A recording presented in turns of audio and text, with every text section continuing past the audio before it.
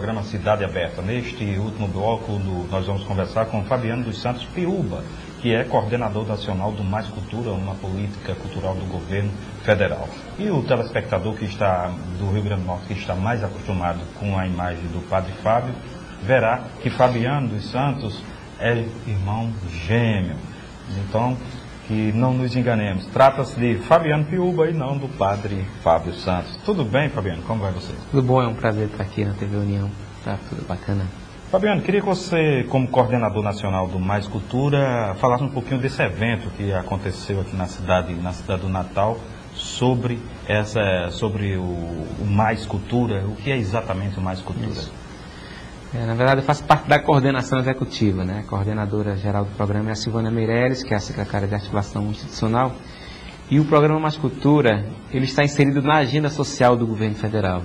Então, pela primeira vez na história, digamos assim, da política pública nesse país, a cultura entra na agenda social, né? Como um elemento de inclusão social, como elemento de desenvolvimento econômico, social e humano, e como gerador de emprego e renda, né? Então, essa é a primeira grande novidade. O programa Mais Cultura é um programa voltado, sobretudo, para o acesso aos bens e serviços culturais.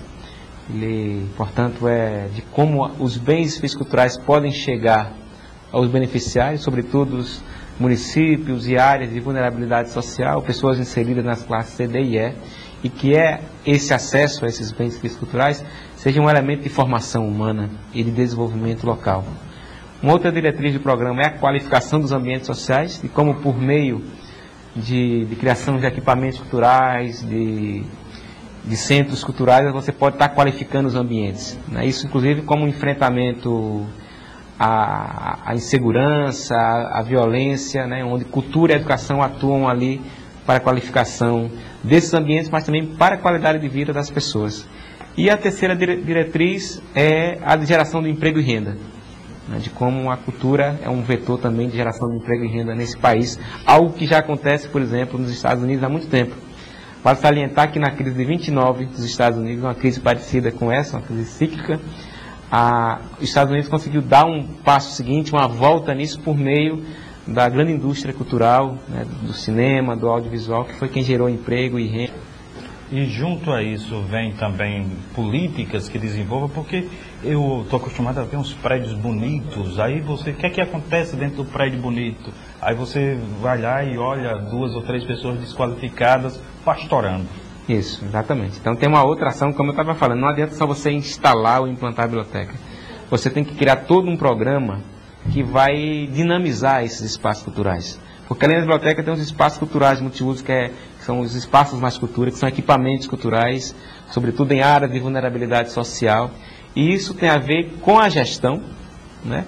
Como é que o município, o Estado e o Ministério da Cultura vem depois que instalam um equipamento, instalam uma biblioteca, né? Tem a ver com a gestão, com a programação disso, né? Inclusive seja uma programação e uma gestão compartilhada entre poder público e sociedade. Não é só o papel do Estado estar gerindo e dirigindo ali um equipamento cultural, uma biblioteca, esse é um desafio de todos. Né? Isso, né? Que aí tem a ver com o Sistema Nacional de Cultura. A gente está em fase de implementação e consolidação do Sistema Nacional de Cultura.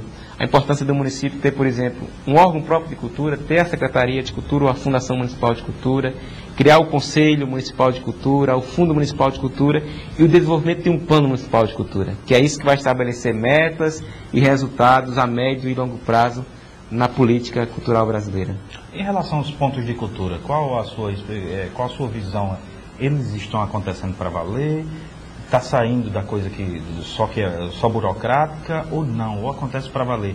Porque é uma inovação, eu não sei se essa ideia foi do ministro Gil, mas que antes a gente sentia que os recursos federais destinados à cultura ficavam muito ali no eixo Rio-São Paulo, sobretudo no que diz respeito à política audiovisual, de cinema, né? Isso. Não é? E o ponto de cultura, ele consegue, de repente, romper com isso e chegar a municípios pequenos. Isso, e há iniciativas da sociedade, né?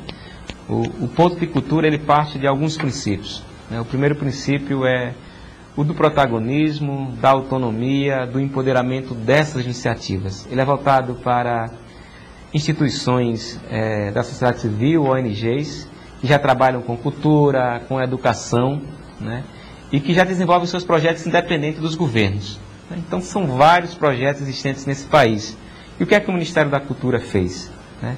Por meio de um insight do ministro Gilberto Gil na ocasião, quando ele falou do do-in cultural, né? Que a cultura é uma espécie de do-in cultural, que você massageia os pontos vitais da sociedade, que isso pode mobilizar, gerar e criar ações, atividades interessantes para a sociedade.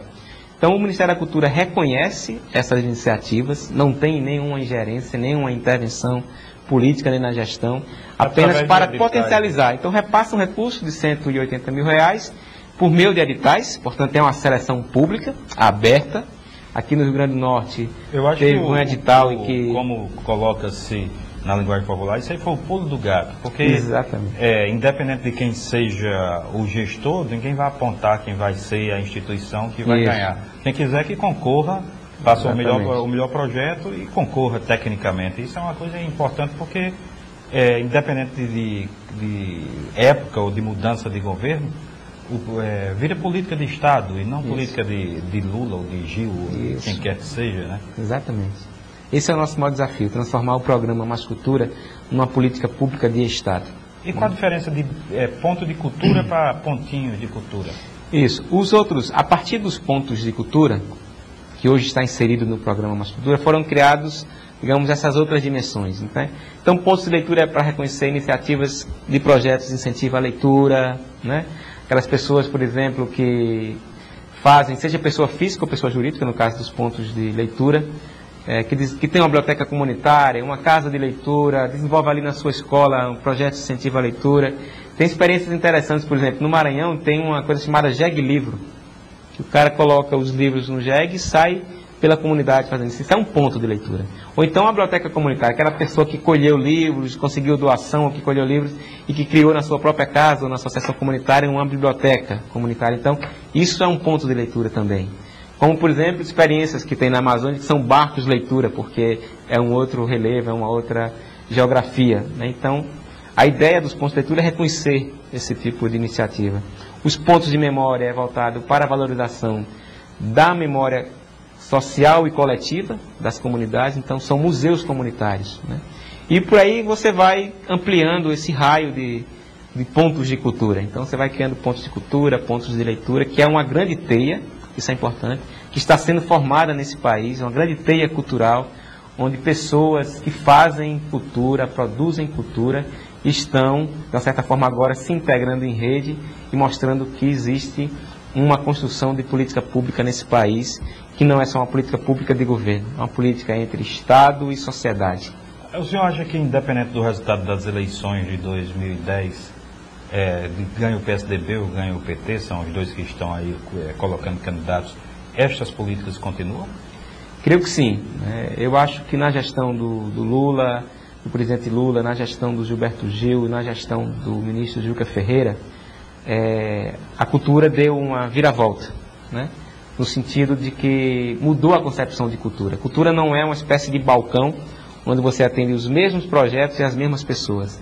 Cultura é um elemento de desenvolvimento nesse país, né?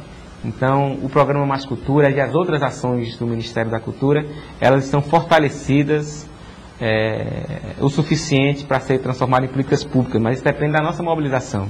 Mobilização de estados, municípios, da sociedade civil. É um desafio de todos nós.